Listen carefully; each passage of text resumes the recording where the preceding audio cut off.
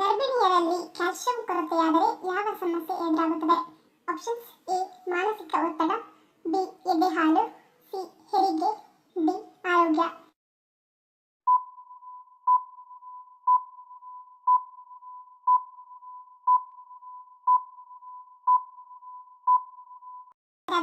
Option A ಮತ್ತು B.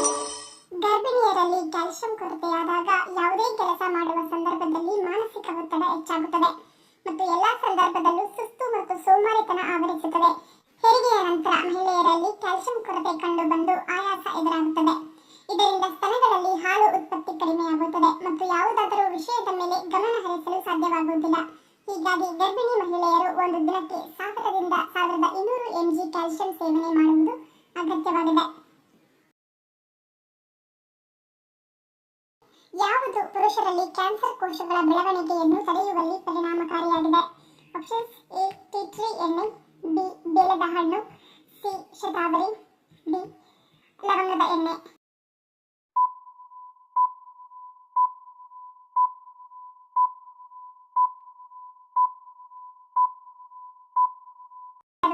Option D ಲವಂಗದ ಎಣ್ಣೆ.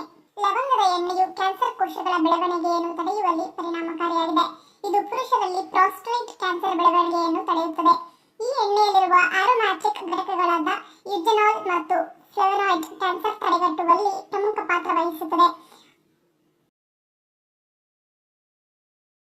ಯಾವುದನ್ನು ಸೇವಿಸುವುದರಿಂದ ಸುಸ್ತು, ತಲೆ ಸುತ್ತು, ಮೈಕೈ ನೋವು ಬರದಂತೆ ನೋಡಿಕೊಳ್ಳುತ್ತದೆ? Options: A oats, B dry fruits, C beetroot, D ನುಗ್ಗೆ ಸೊಪ್ಪು.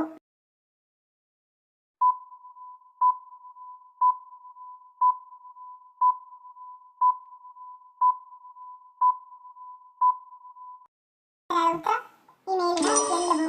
ಬೆಳಗ್ಗೆ ತಿಂಡಿಗೆ 1 ಗಂಟೆ ಮೊದಲು ನೆನೆಸಿದ ಬೀಜಗಳನ್ನು ಮತ್ತು ಡ್ರೈ ಫ್ರೂಟ್ಸ್ ಅನ್ನು ಸೇವಿಸಬಹುದು. ಹಾಗೆ ತಿಂಡಿಯಲ್ಲಿ ಓಟ್ಸ್ ನ ಜೊತೆಗೆ ಒಂದು ಸೇಬನ್ನು ಸೇವಿಸುವುದು ಉತ್ತಮ. ಪ್ರತಿನಿತ್ಯ ಬೀಟ್ರೂಟ್ ಜ್ಯೂಸ್ ಅಥವಾ ನೆಲ್ಲಿಕಾಯಿ ಜ್ಯೂಸ್ ಕುಡಿಯುವುದು, ಬಾಳೆಹಣ್ಣು ಮತ್ತು ಮಧ್ಯಾಹ್ನದ ಊಟದಲ್ಲಿ ನುಗ್ಗೆ ಸೊಪ್ಪು ಅಥವಾ ನುಗ್ಗೆ ಸೊಪ್ಪಿನ ಪುಡಿಯನ್ನು ಬಳಸುವುದರಿಂದ ಸುಸ್ತು, ತಲೆ ಸುತ್ತು, ಮೈಕೈ ನೋವು ಸೇರಿದಂತೆ ಇನ್ನಿತರ ಸಮಸ್ಯೆಗಳು ಬರದಂತೆ ನೋಡಿಕೊಳ್ಳುತ್ತದೆ. ಮನುಷ್ಯ ಆರೋಗ್ಯವಾಗಿರಲು ದಿನಕ್ಕೆ ಎಷ್ಟು ಉಪ್ಪನ್ನು ಸೇವಿಸಬೇಕು? Options: A 10 gram, B 7 gram, C 5 gram, D 11 gram.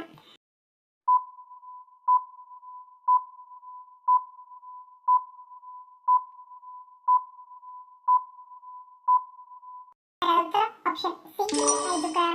ಆಹಾರ ತಜ್ಞರ ಪ್ರಕಾರ ಎಲ್ಲಾ ವಯಸ್ಕರು ಪ್ರತಿದಿನ 5 ಗ್ರಾಂ ಅಥವಾ 1 ಟೀ ಚಮಚಕ್ಕಿಂತ ಕಡಿಮೆ ಉಪ್ಪನ್ನು ಸೇವಿಸುವುದು ಒಳಿತು.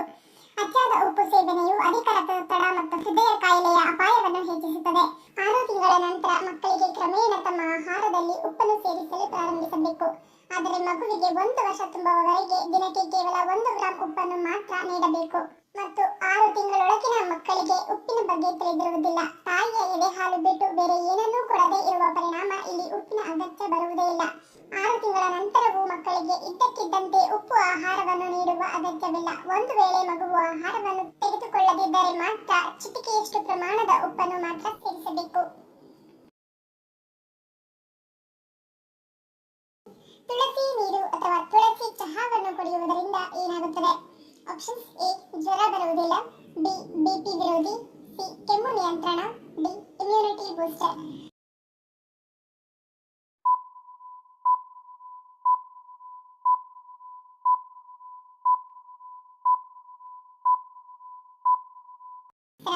ಆಪ್ಷನ್ ಸಿ ಮತ್ತು ಡಿ.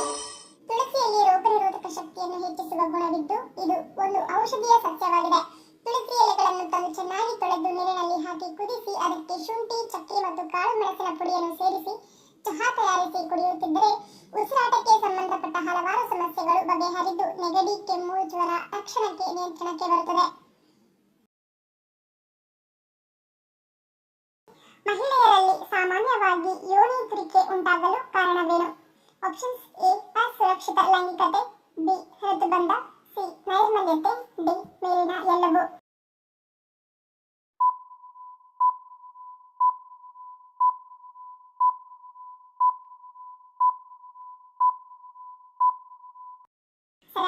ಆಪ್ಷನ್ ಮೇಲಿನ ಎಲ್ಲವೂ. ನೈರ್ಮಲ್ಯದ ಅಭ್ಯಾಸಗಳು. ನೈರ್ಮಲ್ಯದ ಕೊರತೆಯು ಯೋನಿಯಲ್ಲಿ ತುರಿಕೆಗೆ ಸಾಮಾನ್ಯ ಕಾರಣವಾಗಿದೆ. ಅಂತಹ ಪರಿಸ್ಥಿತಿಯಲ್ಲಿ ನೀವು ಶುಚಿತ್ವವನ್ನು ಕಾಪಾಡಿಕೊಳ್ಳದಿದ್ದರೆ ಅಥವಾ ಕಾಸ್ಮೆಟಿಕ್ ಉತ್ಪನ್ನಗಳನ್ನು ಬಳಸುತ್ತಿದ್ದರೆ ಪಿಎಚ್ ಮಟ್ಟದಲ್ಲಿನ ಕ್ಷೀಣತೆಯಿಂದಾಗಿ ತುರಿಕೆ ಸಮಸ್ಯೆ ಉಂಟಾಗುತ್ತದೆ. ಋತುಬಂಧದ ಸಮಯದಲ್ಲಿ ದೇಹದಲ್ಲಿನ ಹಾರ್ಮೋನ್ಗಳ ಮಟ್ಟವು ಹದಗೆಡುತ್ತದೆ. ಇದರಿಂದಾಗಿ ಯೋನಿಯಲ್ಲಿ ಶುಷ್ಕತೆಯಿಂದ ತುರಿಕೆ ಸಮಸ್ಯೆ ಇನ್ನಷ್ಟು ಹೆಚ್ಚಾಗುತ್ತದೆ. ನೀವು ಅಸುರಕ್ಷಿತ ಲೈಂಗಿಕತೆಯನ್ನು ಹೊಂದಿದ್ದರೆ ಇದು ಲೈಂಗಿಕವಾಗಿ ಹರಡುವ ಸೋಂಕಿನ ಅಪಾಯವನ್ನು ಹೆಚ್ಚಿಸುತ್ತದೆ.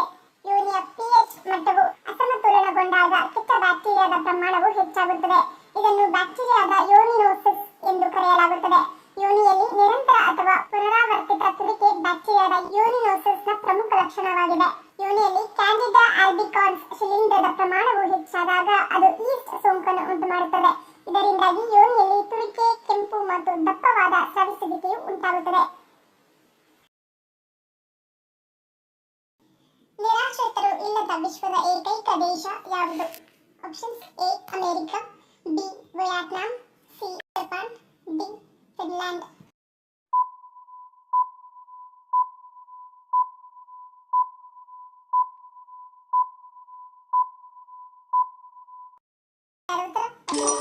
ಫಿನ್ಲ್ಯಾಂಡ್. ಫಿನ್ಲ್ಯಾಂಡ್ ವಿಶ್ವದ ಅತ್ಯಂತ ಅಭಿವೃದ್ಧಿ ಹೊಂದಿದ ದೇಶಗಳಲ್ಲಿ ಒಂದಾಗಿದೆ. ಪ್ರತಿಯೊಬ್ಬ ನಾಗರಿಕನಿಗೆ ಆರ್ಥಿಕ ಭದ್ರತೆ, ಭತ್ಯೆಗಳ ಜೊತೆಗೆ ಅನೇಕ ಹಕ್ಕುಗಳು ಮತ್ತು ಸೌಲಭ್ಯಗಳನ್ನು ಇಲ್ಲಿನ ಸರ್ಕಾರ ಒದಗಿಸುತ್ತದೆ. ಇಲ್ಲಿ ಆರ್ಥಿಕತೆಯು ತುಂಬಾ ಪ್ರಬಲವಾಗಿದೆ. ಫಿನ್ಲ್ಯಾಂಡ್ನ ಬ್ಯಾಂಕುಗಳನ್ನು ವಿಶ್ವದ ಅತ್ಯಂತ ಶಕ್ತಿಶಾಲಿ ಎಂದು ಪರಿಗಣಿಸಲಾಗಿದೆ. ಇಲ್ಲಿ ಜಿಡಿಪಿ ಕಡಿಮೆಯಾದರೂ ಯಾರೂ ಮನೆಯಿಲ್ಲದ ವಿಶ್ವದ ಏಕೈಕ ದೇಶ ಎಂದು ಎನಿಸಿಕೊಂಡಿದೆ.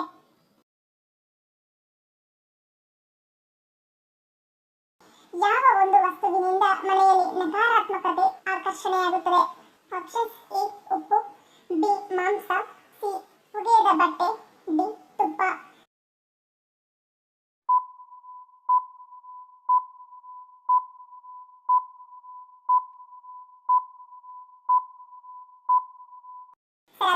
ಆಪ್ಷನ್ ಎ ಉಪ್ಪು. ಸಾಮಾನ್ಯವಾಗಿ ಉಪ್ಪು ನಕಾರಾತ್ಮಕ ಶಕ್ತಿಯನ್ನು ಆಕರ್ಷಿಸುತ್ತದೆ. ಹೀಗಿರುವಾಗ ಉಪ್ಪನ್ನು ಪ್ಲಾಸ್ಟಿಕ್ ಡಬ್ಬಿಯಲ್ಲಿ ಶೇಖರಿಸುವುದು ಅಥವಾ ಉಪ್ಪಿನ ಡಬ್ಬಿಯನ್ನು ಮುಚ್ಚದೆ ಹಾಗೆ ತೆರೆದಿಡುವುದರಿಂದ ಮನೆಯಲ್ಲಿ ಇದು ನಕಾರಾತ್ಮಕ ಶಕ್ತಿಯನ್ನು ಆಕರ್ಷಿಸುವಲ್ಲಿ ಹೆಚ್ಚು ಪ್ರಮುಖ ಪಾತ್ರ ವಹಿಸುತ್ತದೆ. ಯಾವುದನ್ನು ಬಳಸುವುದರಿಂದ ಸೊಳ್ಳೆಗಳನ್ನು ಬರದಂತೆ ತಡೆಯುತ್ತದೆ? ಆಪ್ಷನ್ಸ್: ಎ ನೀಲಗಿರಿ ಎಣ್ಣೆ, ಬಿ ಬೇವಿನ ರಸ, ಸಿ ಬೇವಿನ ಹೊಗೆ, ಡಿ ವಿನಿಗರ್.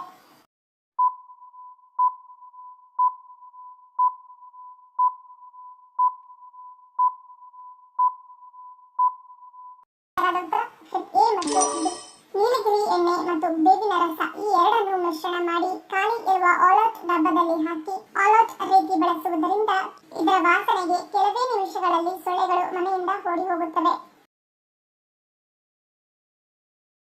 ಮಾನವ ದೇಹದಲ್ಲಿ ಅತ್ಯಂತ ಚಿಕ್ಕ ಕೋಶ ಯಾವುದು? Options: A cerebellum granular cell, B stapes, C parietal cell, D ನ್ಯೂಮೋಸೈಟ್.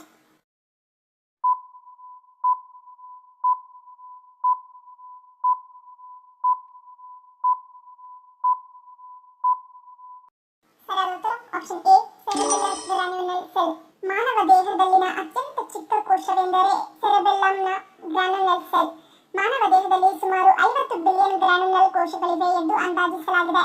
ಅವು ಮೆದುಳಿನ ಹೆಚ್ಚಿನ ನ್ಯೂರಾನ್ಗಳನ್ನು ರೂಪಿಸುತ್ತವೆ. ಈ ಜೀವಕೋಶಗಳು ಸೆರೆಬೆಲ್ಲಮ್ನಲ್ಲಿವೆ. ಸೆರೆಬೆಲ್ಲಮ್ನ ಗ್ರಾನ್ಯುಲರ್ ಕೋಶದ ಸರಾಸರಿ ಗಾತ್ರವು ಸುಮಾರು 4 ಮೈಕ್ರೋಮೀಟರ್ಗಳಿಂದ 4.5 ಮೈಕ್ರೋಮೀಟರ್ಗಳಷ್ಟಿರುತ್ತದೆ. ಧನ್ಯವಾದಗಳು. ನಿಮ್ಮ ಪ್ರೀತಿಯ ಲೈಕ್ ಕೊಟ್ಟು ಪ್ರೋತ್ಸಾಹಿಸಿ. ಇನ್ನು ಹೆಚ್ಚಿನ ಮಾಹಿತಿಗೆ ನಮ್ಮ ಚಾನೆಲ್ ಸಬ್ಸ್ಕ್ರೈಬ್ ಮಾಡಿ, ಪಕ್ಕದಲ್ಲಿರುವ ಬೆಲ್ ಬಟನ್ ಕ್ಲಿಕ್ ಮಾಡಿ. ಇನ್ನೊಂದು ಇಂಟ್ರೆಸ್ಟಿಂಗ್ ಪ್ರಶ್ನೆಗಳೊಂದಿಗೆ ಸಿಗ್ತೀನಿ. Love you all. Take care.